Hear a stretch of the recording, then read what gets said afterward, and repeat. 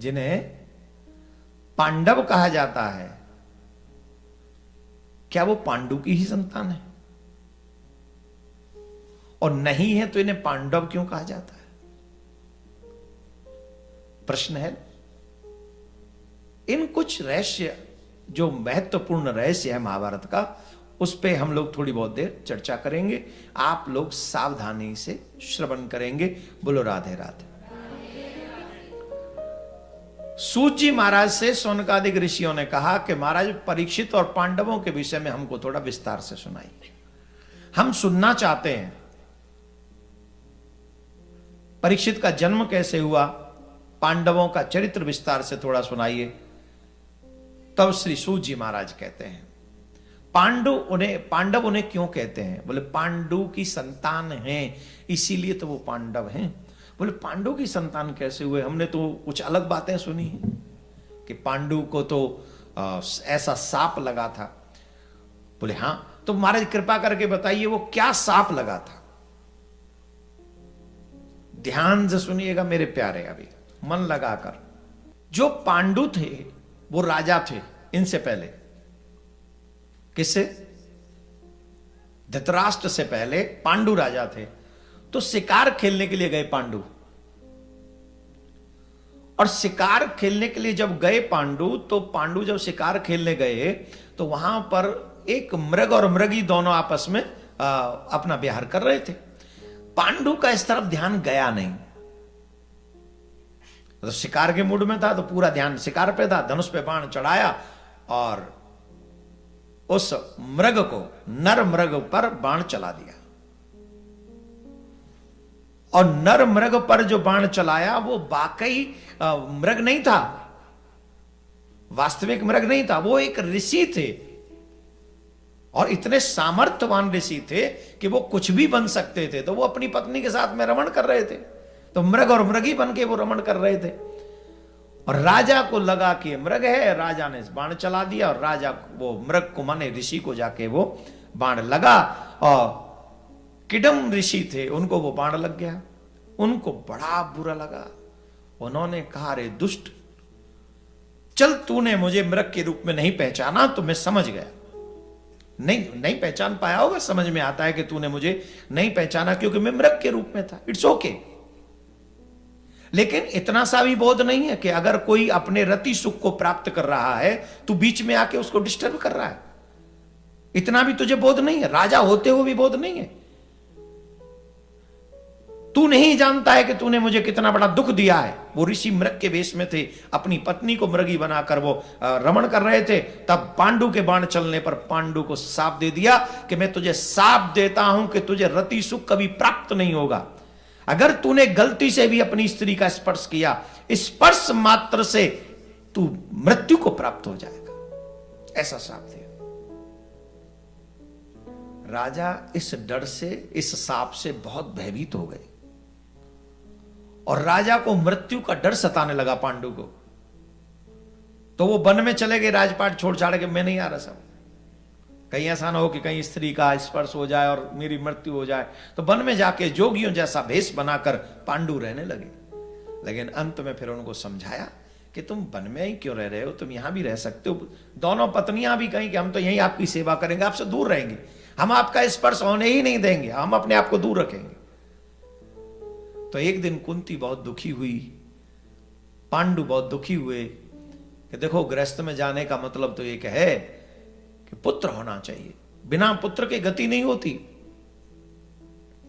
लेकिन जो साप मुझे लगा है, इस साप के कारण जो सबसे दुष्परिणाम यह है कि अब मेरा वंश आगे नहीं चल सकेगा। यही मेरा दुख है। अब मैं कैसे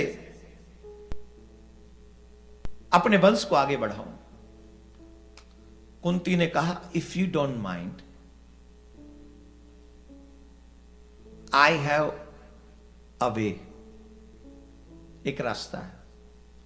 बोले क्या रास्ता है? बोले मेरे बाल्यकाल में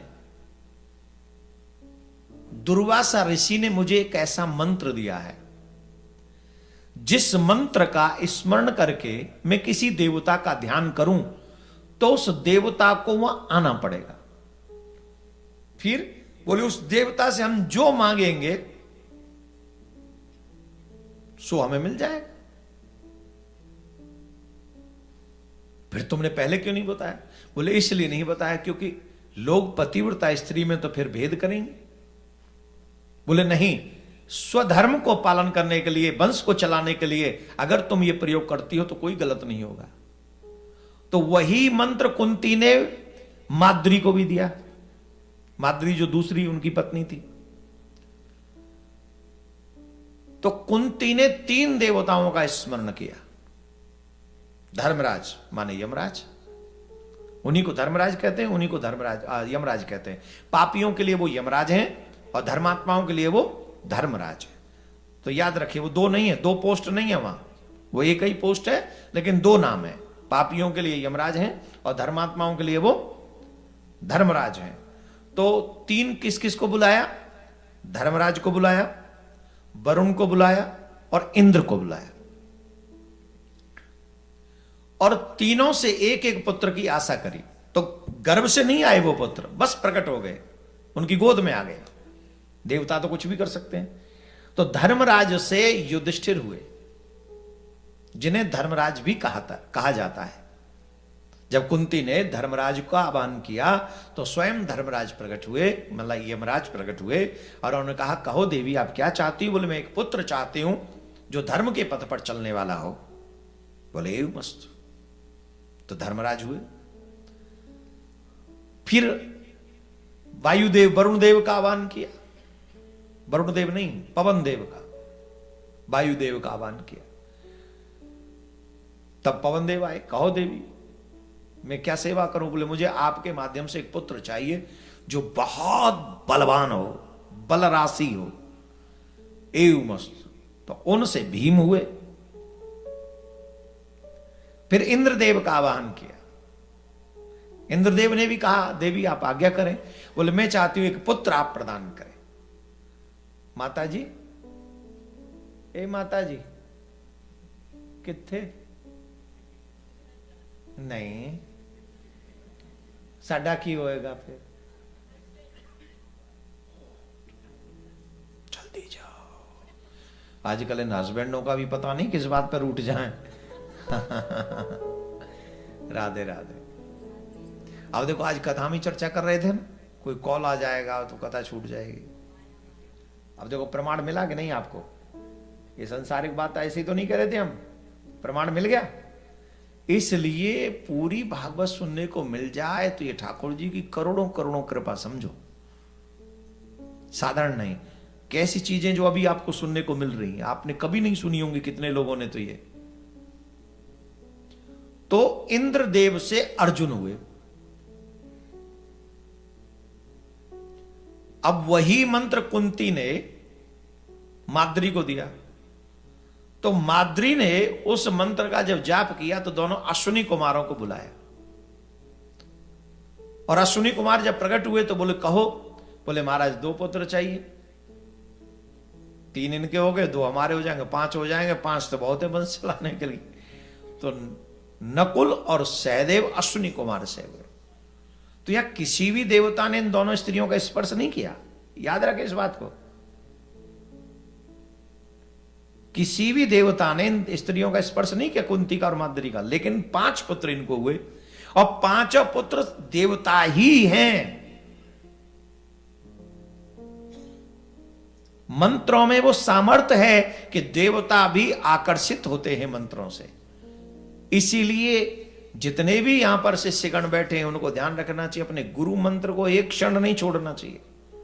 एक भी दिन गुरु मंत्र के बिना नहीं निकलना चाहिए। मंत्र जितना जाप करोगे आप उतने ही ठाकुर जी के पास और उनका प्यार पाने के योग्य बनोगे।